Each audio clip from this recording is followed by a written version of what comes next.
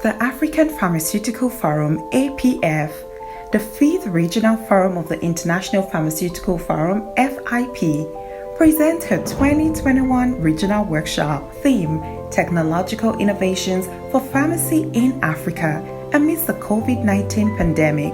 Date 31st of July 2021. Time 11 a.m. West African Time. Venue Ibis Hotel, 23 Toyin Street, Ikeja, Lagos. Keynote speaker Dr. John Serbi Mafo, Senior Technical Advisor, Health Supply Chains, Technology and Innovation, Kwame Nkrumah University of Science and Technology, Ghana. Sub-theme Speaker 1, Professor Cyril Osifo, FPSN, Founding Member, FIP, Unit Win, and Professor of Pharmaceutical Chemistry, University of Benin, Nigeria. Sub-theme Speaker 2, Pharmacist Jackie Maymin, CEO, Independent Community Pharmacy Association, ICPA, South Africa. Moderator, Dr. Ariola Joda, FPSN, Assistant General Secretary and Editor-in-Chief, APF. Chairman of the Day, Sir Anthony Akimen,